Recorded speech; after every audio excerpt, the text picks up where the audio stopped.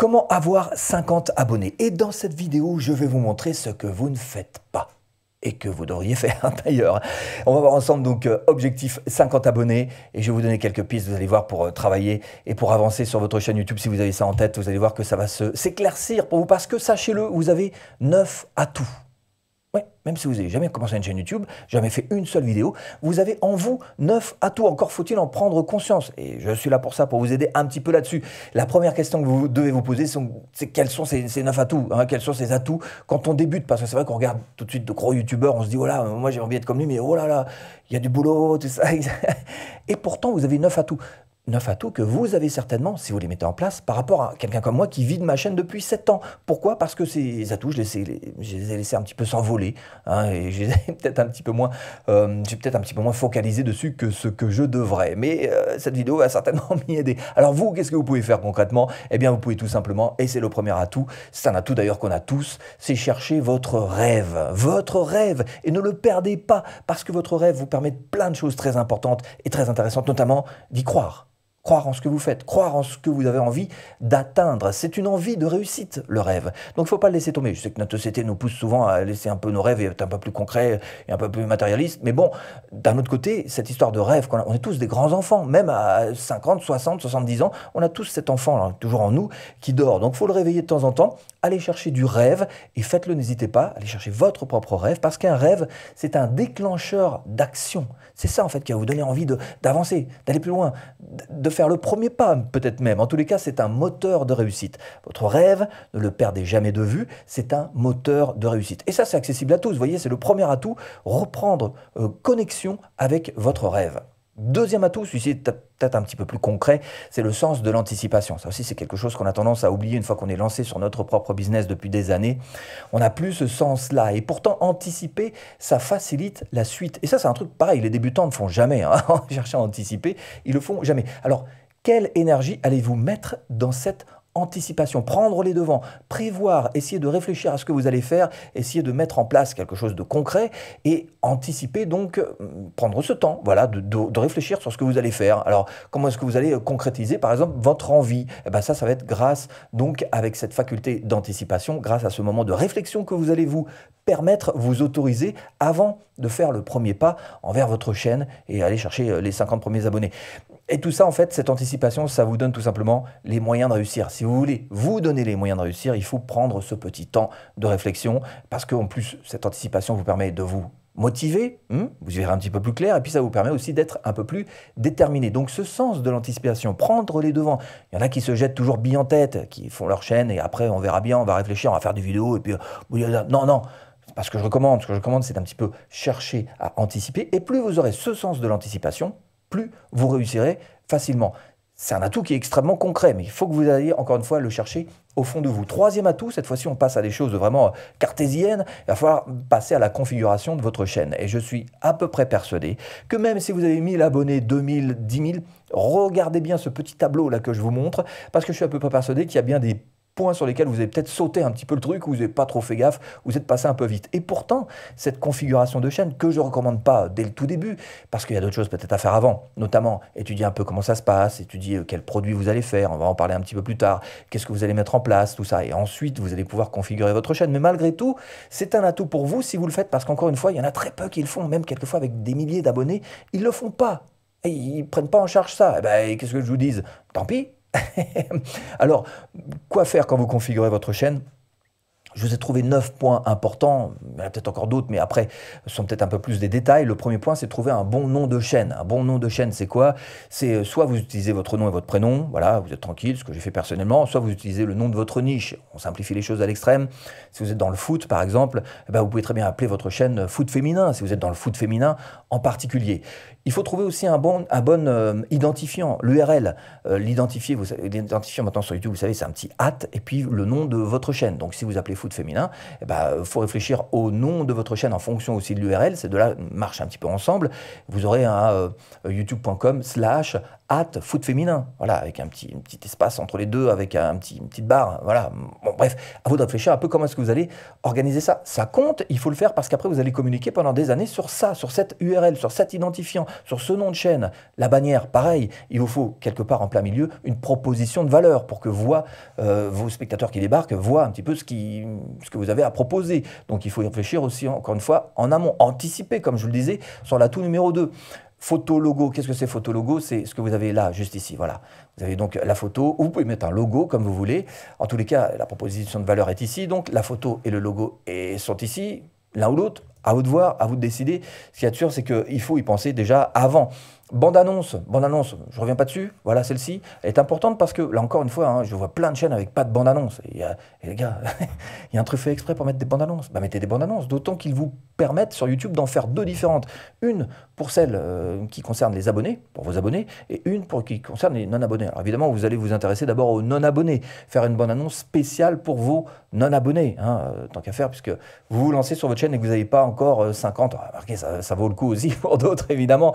Hein. Bref, bande-annonce, c'est important. Les sections, est-ce que vous avez déjà commencé un petit peu à y penser ce que vous allez mettre? Vous savez, ce sont les barres horizontales que vous avez voilà, sous la bande-annonce. Voilà. Là, vous avez une première section, développer votre chaîne YouTube. Une deuxième section, comment faire une vidéo qui perce. Voilà. Donc tout ça, ce sont des sections auxquelles vous pouvez penser en amont. Commencez à réfléchir. Tiens, ma première section, ce sera ça. Et ben voilà. Vous mettez votre première section, vous créez une première section. Et en tout cas, vous l'avez pensé déjà avant. Vous avez anticipé.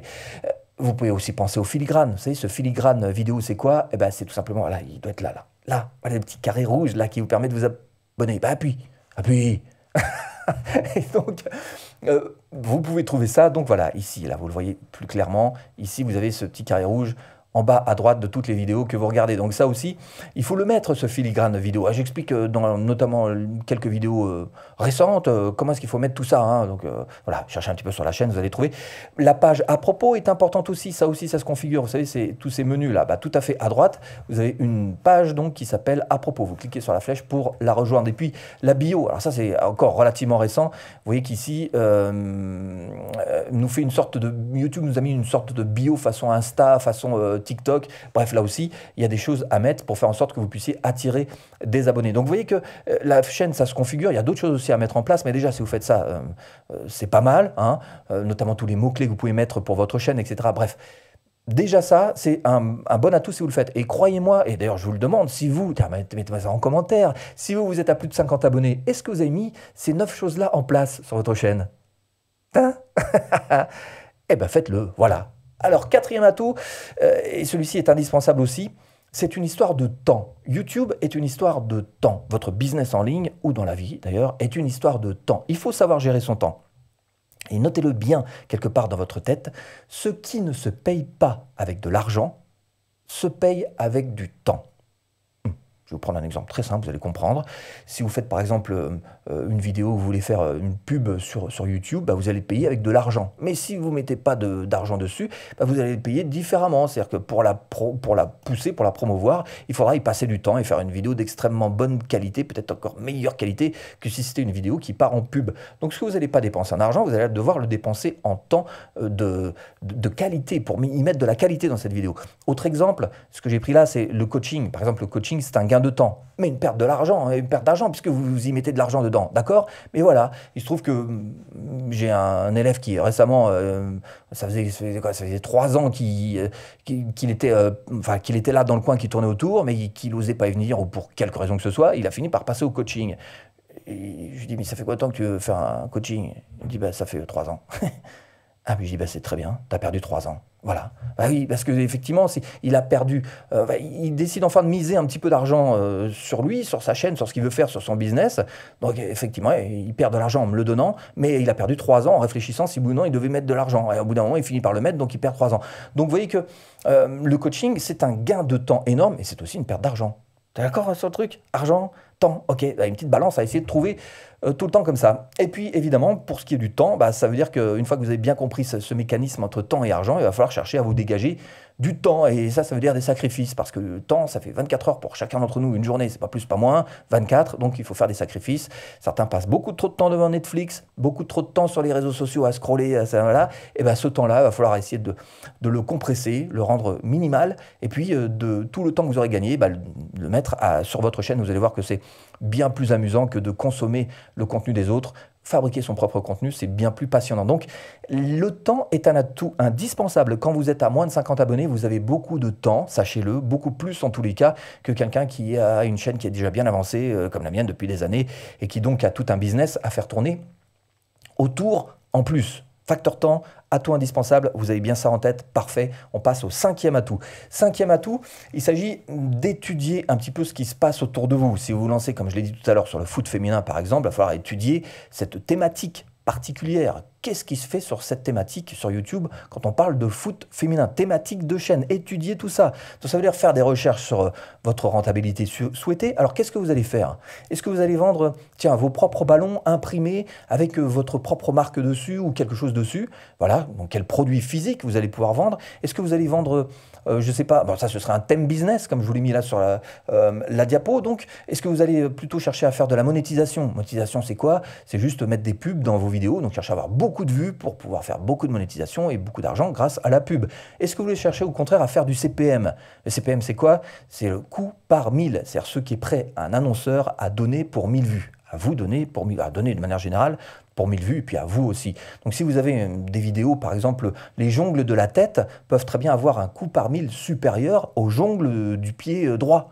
Ça a moins de valeur pour un annonceur, donc peut-être que vous allez vous dire, mais non, moi ce que je veux c'est, je vais peut-être jamais arriver à faire une monétisation énorme parce qu'il me faudrait des milliers de millions de vues et tout ça, et je ne vais pas y arriver, donc je vais plutôt viser très précisément les vidéos qui me rapportent plus en termes de CPM. Ça permettra de faire moins de vues et quand même d'avoir des revenus. Donc là aussi, c'est un business model voilà, auquel vous pouvez très bien penser. Donc faites des recherches sur votre rentabilité souhaitée. En tous les cas, commencez déjà un petit peu à y penser. Et là, vous le faites en regardant cette vidéo, donc c'est juste parfait. Il n'y a peut-être pas besoin d'aller beaucoup plus loin que ça. Étudiez aussi ce qui marche. Encore une fois, quel produit marche? Est-ce que ce sont, ça peut être du coaching sur, je sais pas, de la technique de foot, ça peut être un produit, un ballon par exemple que vous allez vendre, ça peut être rendre service à tel ou tel service, bref, faire des formations, je sais pas, enfin bref, il y a plein de choses qui peuvent être mises en place. Je ne suis pas non plus un spécialiste de cette niche-là, mais bon, vous avez compris que vous devez regarder un petit peu ce qui marche et ce qui fait qu'on puisse gagner de l'argent grâce à cette niche en particulier que vous avez en tête, cette thématique. Sur la concurrence, là aussi, cherchez à étudier un petit peu la concurrence, et là, vous allez voir si oui ou non elle est nombreuse. Évidemment, si vous faites des niches plus restreinte, ce sera plus facile pour vous que de chercher à taper tout de suite dans le foot. C'est pour ça que je disais foot féminin, c'est peut-être un petit peu plus restreint que foot en général. Comment est-ce que votre concurrence se rémunère-t-elle? Alors justement, est-ce qu'elle propose tout simplement, je sais pas, des stages de foot? Est-ce qu'elle propose elle se sert juste de la pub finalement pour gagner de l'argent? Est-ce qu'elle propose des produits genre Etsy, etc. Bref, donc c'est à vous de réfléchir aussi un petit peu là-dessus et puis d'étudier quels sont les problèmes des spectateurs en rapport avec le foot.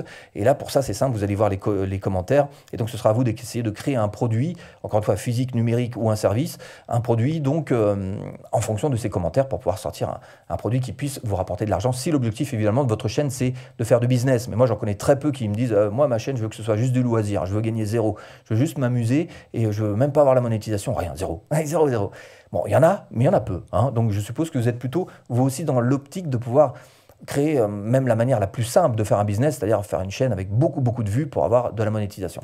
Sixième atout, quand vous avez moins de 50 abonnés, et même quand vous avez 0 abonnés, c'est tout simplement de chercher à recenser les vidéos que vous allez pouvoir faire. Quel type de vidéo vous allez pouvoir faire? C'est important. Là encore, regardez par rapport à votre thématique, on en a parlé il y a quelques instants, et connaître sa thématique, ça permet en fait de s'orienter sur le type de vidéo que vous allez faire. Vous n'allez pas faire n'importe quoi. Par exemple, vous voyez que justement, les jongles de la tête sont très peu servis sur la thématique foot féminin. Et là, voilà, vous avez déjà commencé à orienter un petit peu votre chaîne en vous disant, je vais faire du foot féminin, je vais être plutôt jongle, et donc jongle de la tête, je vais en faire très vite, des vidéos sur ce thème-là. Connaître sa thématique, ça permet aussi de définir ces types de vidéos. C'est-à-dire que vous allez voir un peu ce que fait la concurrence. Peut-être que la concurrence fait beaucoup de vlogs, pourquoi pas. Peut-être qu'elle fait des interviews, pourquoi pas. Peut-être qu'elle fait des tutos. Peut-être que le schéma short, vidéo verticale, ça marchera peut-être un petit peu mieux que de faire des vidéos traditionnelles. Peut-être que du live avec un invité, pourquoi pas, un homme qui soit technicien ou une femme technicienne. Mieux si vous êtes sur la niche féminine, évidemment. Donc voilà, il y a plein de possibilités, il y a plein de formats qui existent. À vous d'essayer de recenser un petit peu ce que font les concurrents. N'allez pas prendre forcément les plus gros concurrents. Cherchez plutôt un challenger qui est en train de monter petit à petit. Vous vous dites si lui, il est un petit peu comme moi, ça vous ressemblera un petit peu plus, on est d'accord. Donc si lui, il arrive à monter, il ne part pas d'un acquis déjà, il est en train de monter petit à petit. Donc ça veut dire peut-être que son chemin est intéressant. Il faudrait l'étudier et essayer de recenser quel type de vidéo lui permet donc de monter comme ça petit à petit, malgré le fait qu'il y ait de très gros concurrents dans cette thématique. Septième atout, et tout ça aussi vous l'avez, tous ces atouts-là vous les avez, il n'y a pas besoin d'être super bon en montage, super bon en lumière, super bon en parole, en face cam, non, tout ça, je ne suis pas en train de vous parler de ça, je ne suis pas en train de vous parler des atouts justement qu'il y a avant de passer à l'action. Ces atouts-là, vous les avez tous, il faut juste prendre des notes, je ne sais pas, parce que je vais vous offrir un PDF, voilà, qui va vous mettre tout ça en résumé. Et ben voilà, fantastique. Allez, septième atout, c'est de planifier. Ça aussi, personne ne le fait. Il n'y a pas un débutant qui le fait. D'ailleurs, il faut vraiment quand même qu'on arrive à un certain niveau sur une chaîne YouTube avant que le créateur se dise « Non, il faut que je planifie parce que là, c'est un enfer. Je m'en sors plus, j'arrive plus à gérer mon temps. » Donc, autant qu'à faire, autant que vous fassiez dès le début. Et ben, apprenez à faire des plannings. Et vous allez voir que c'est très simple à faire, un planning. Par exemple, celui que je suis en train de vous montrer là. Et là, il y en a 3 plannings, en gros, pour vous simplifier les idées. D'abord, un premier planning, ça c'est feuille, papier, stylo, tout simple. Hein. Vous allez trouver les idées, et vous allez trouver les vidéos qui correspondent à ces idées, et vous allez trouver les playlists. Alors par exemple, les idées, c'est, tiens, je vais parler du jongle de la tête dans le football féminin. Voilà, j'ai une idée. Eh bien, très bien, allons-y. Donc je vais faire 5 vidéos sur cette thématique d'idées. Alors les jongles de la tête féminin quand il pleut. Voilà, le ballon glisse, c'est plus difficile. Les jongles de la tête chez les femmes... pour finir par une tête appuyée. Voilà, je dis n'importe quoi, je dis ce qui me passe pas, mais vous voyez, vous comprenez le principe. Et à partir de là, vous allez créer donc une playlist, toujours papier stylo, hein, vous mettez ça, et vous mettez le nom d'une playlist qui va s'appeler donc les jongles de la tête, ok? Donc vous partez d'une idée, vous trouvez plein de types de vidéos qui vont être rassemblées dans une playlist, un genre de planning à faire, voilà, sur papier, tout simple. Deuxième chose que vous pouvez faire, et là encore c'est un atout si vous le faites, si vous ne le faites pas, vous ferez comme tout le monde, hein, et vous ramerez un peu plus longtemps que ce qu'il ne faudrait si on s'organise bien. Deuxième planning, c'est de mettre en place un agenda perso et aussi un agenda de travail. Parce que vous allez voir que souvent on travaille alors soit à domicile, soit en général on commence d'abord par travailler à domicile et puis après si on a envie on peut devenir nomade numérique, mais bon, sans aller jusque là, vous allez voir que la vie perso a tendance à s'enchevêtrer avec le travail et à un moment on ne sait plus qui fait quoi. Voilà. Bon, le mieux, c'est d'avoir un agenda, une centralisation. Et personnellement, ma centralisation, je la fais tout simplement sur Google Agenda. C'est gratuit. Vous tapez Google Agenda ou Agendar en anglais, je ne sais plus. Enfin bref, vous tapez ça. Et donc là, vous allez pouvoir remplir les cases en mettant tel jour je fais ceci, tel jour je fais cela. Ça, c'est du travail, ça, c'est du perso. N'hésitez pas à tout mettre, même votre rendez-vous chez le garagiste ou le moment où vous allez enregistrer tel truc à tel endroit. Bref, ça vous sert à ça, centraliser et commencer à bien vous organiser avec un planning d'agenda perso et travail. Et puis, le troisième planning qui est important aussi, c'est la découpe. En général, on va faire ça simple. Vous faites quoi? Vous faites un script. Ensuite, vous allez passer à l'enregistrement. Ensuite, vous allez passer au montage. Et ensuite, vous allez publier et faire les déclinaisons. C'est-à-dire que ce que vous allez mettre comme vidéo sur YouTube, peut-être que vous allez en faire une petite déclinaison pour mettre, je sais pas, sur un petit short sur TikTok, etc. Bref.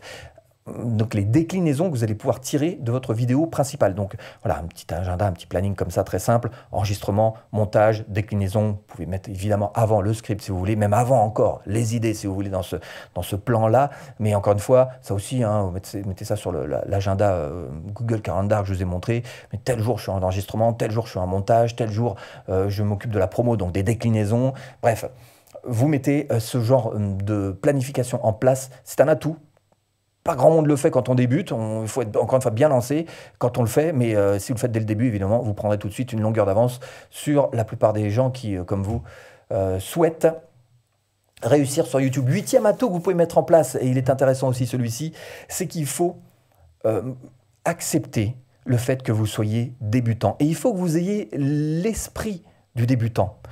Et le débutant, qu'est-ce qu'il fait la plupart du temps? C'est qu'il a du mal à comprendre 2-3 petites choses. Et il faut que vous mettiez ça dans votre tête. Facile. Donc, le débutant doit accepter qu'il est débutant. Ouf! Alors ça, c'est dur, ça. Ça, c'est dur, ça. Ça veut dire que je dois accepter que je vais faire des erreurs sur mes vidéos parce que je suis débutant. Ou que je vais faire une vignette qui ne va pas vraiment me plaire parce que je suis débutant.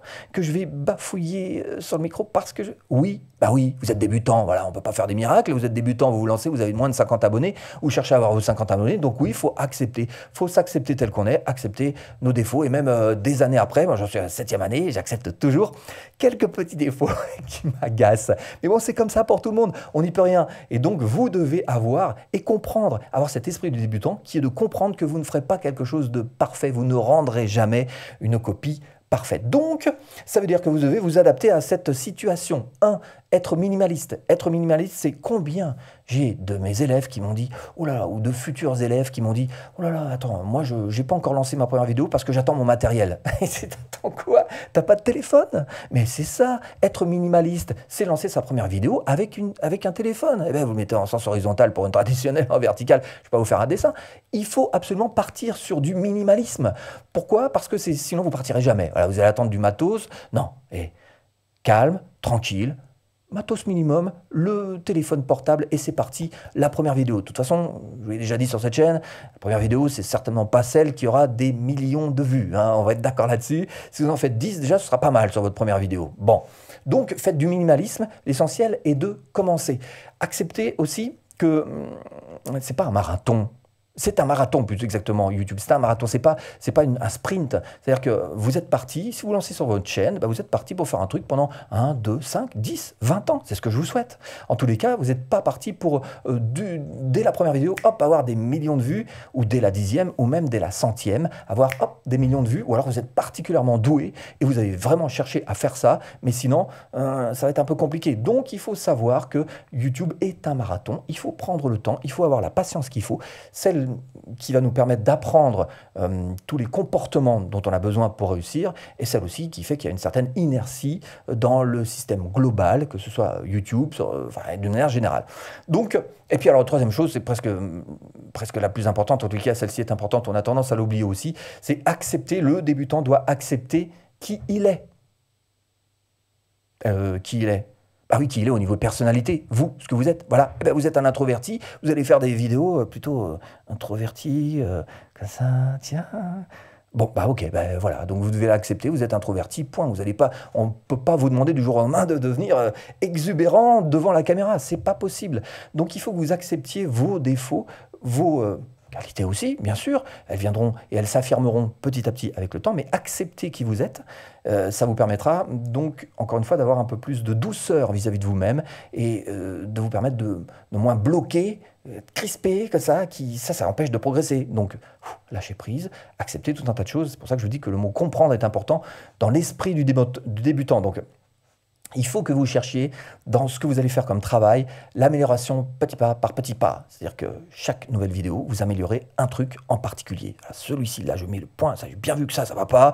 Ben ça, la prochaine vidéo, plus jamais je le fais. Maintenant, je vais faire ça.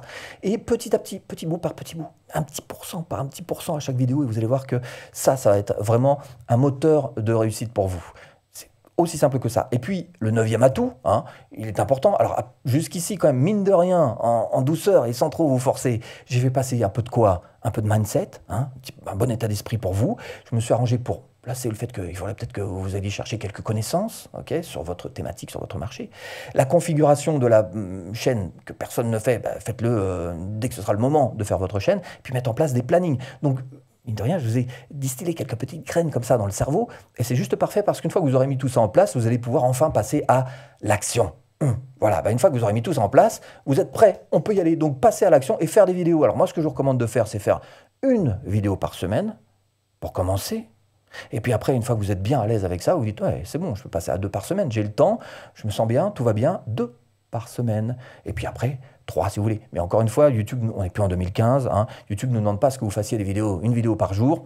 Parce que maintenant, il y a suffisamment de contenu sur la plateforme YouTube, ça ne sert à rien. En revanche, YouTube demande à ce que vous fassiez de la qualité. Donc, il vaut mieux en faire 1 par semaine de qualité que 5 par semaine. Une qualité qui sera forcément moindre puisque vous aurez moins de temps pour faire ces 5 vidéos.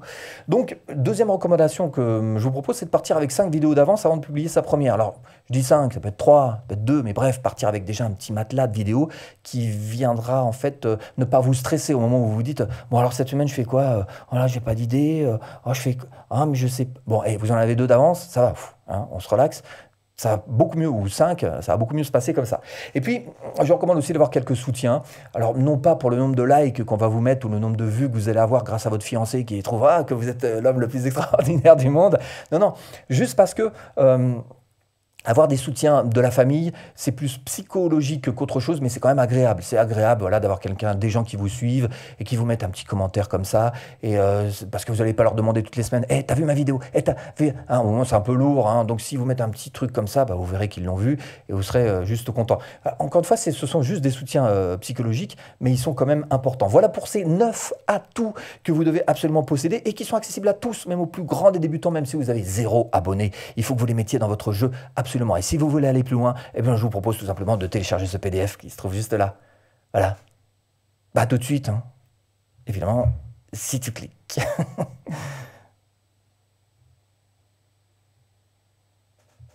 Hein? Ah, vous êtes toujours là? Bon, ok. Faut que j'éteigne alors. Faut tout faire ici. À plus!